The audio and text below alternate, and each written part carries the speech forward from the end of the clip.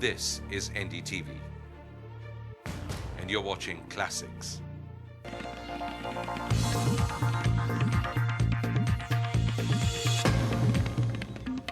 Hello and welcome to Walk the Talk. I am Shekhar Gupta and I stand here in a very special location.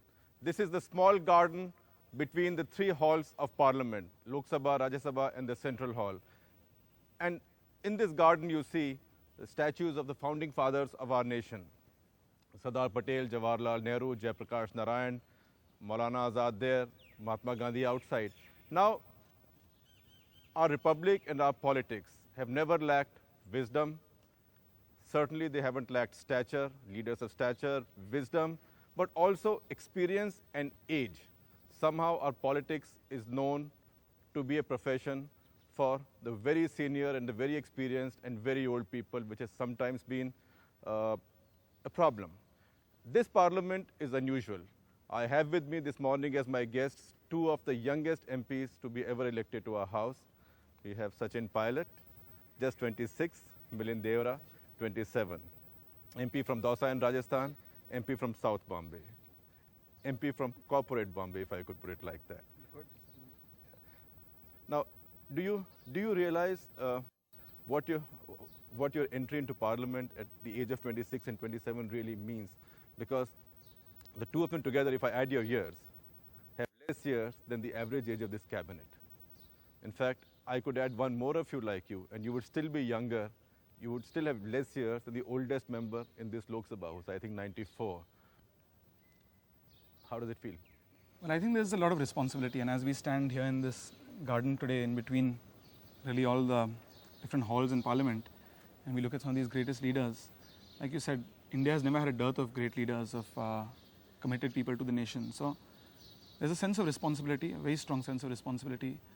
But I think with a lot of younger people getting into politics this time, a lot of younger MPs elected, whether it's Sachin, myself, many other people, across all parties. Rahul Gandhi to begin with. Certainly, and across all parties really. I think that's a great boon, and if together all of us can work, we can learn from the experience of the elders, bring in the energy of the youth, then we have a lot going for us. Sachin, how does it feel? Well, for me personally, it's a very humbling experience. I think at this age, to be given such a huge responsibility, it's a great feeling. At the same time, I feel that we have a lot to prove, we have a lot to work hard for, and I think in Indian politics, it's like you said, there's so much experience in age, but also the diversity. Look at the people from various backgrounds that have come into Parliament, and age being just one of the factors. And I believe that in the time to come, for the long-term polity of the country, it's a good sign that some young people, some educated people, some people with a different perspective have come into Parliament. So I think it's a good sign. Sachin, do you think a generational shift is now taking place? The last time we saw a generational renewal was maybe in 1990, when Mrs. Gandhi brought in a lot of young people, including 1980, sorry, my apologies, including your late father. Do you see something like that happening now? Because 8 or 10 or 12 of the young people who had come at that time, Mr. Chidambaram, they've all now become sort of senior leaders. Very unfortunately, your father is no longer with us, or he would have been there as well. But do you see this as one more watershed, as one more phase of a generational shift? I think this election 2004 has been a very special election. And like you rightly said, it has now marked a change in Indian politics. Right. We have so many young people, mostly from the Congress and also from other parties, who have been elected to Parliament. And when I say elected, means they've actually got the mandate of the country's population. So they've voted people in, which means that the voting population, the average Indian, wants to see a new face, a young face, some energy, some enthusiasm, some self-determination, and some positive transparency, I think, which has been lacking in the system. So I think it's a very positive indication overall. I think there are two parts to it.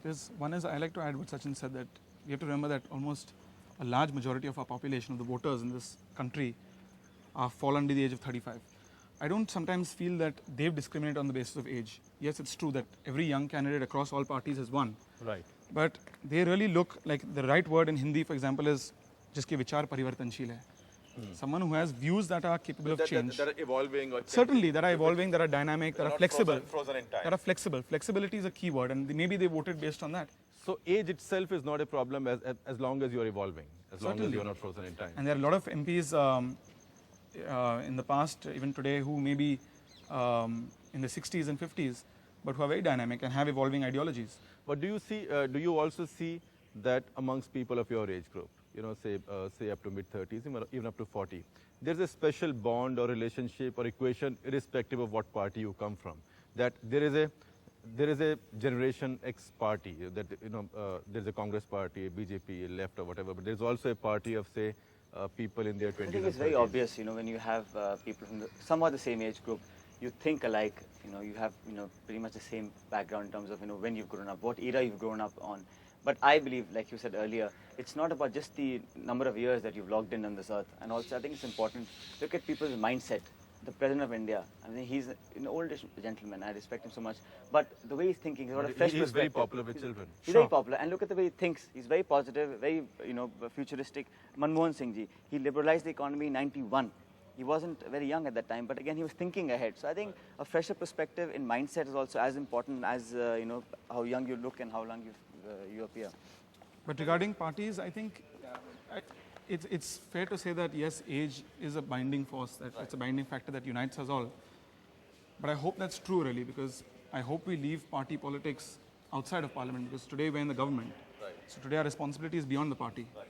And I hope we can all unite together, work together. And so you would expect the people of younger age groups, say in other parties, with whom your party may have differences, establish this different sort of generational equation, because you are now in this business of politics. So you have to deal with each other for a very long time. Sure, certainly. And we have to establish and initiate these long-lasting bonds. And I think people expect that, when they elect a young person, sure enough, we have our principles, we have our ideologies, we fight on a manifesto and we defeat certain candidates. But when a young person wins, I think the average young Indian also wants people to cooperate, and at least inside Parliament, on issues which are important to the nation, you must agree with each other. When you were campaigning, did this come through from your voters? Were they surprised, happy, or maybe even apprehensive seeing such a young candidate? Were these questions raised? Tum to bhi bache ho. Let's ask the youngest candidate. Young, and you also come from a very rural constituency. Exactly. My constituency is very rural. We have about 2,800 villages in my area. But, because I've been going there so often and they've seen me involved in political work for many years, it wasn't really a surprise or a shock. But at the same time, I think there is a premium on age in Indian politics, which is true. And I think, the grayer you are, the older you are, the more wiser you're supposed to be. And I think it's a cultural aspect. I bet a lot of your voters saw you as Rajesh and Rama Pilot's baby. True, but I think the younger people didn't do that. I think they thought that they're seeing someone who will understand their aspirations, who will hear to them, and he will be able to strike a rapport, and which happened really. And I think a lot of young people came out this election.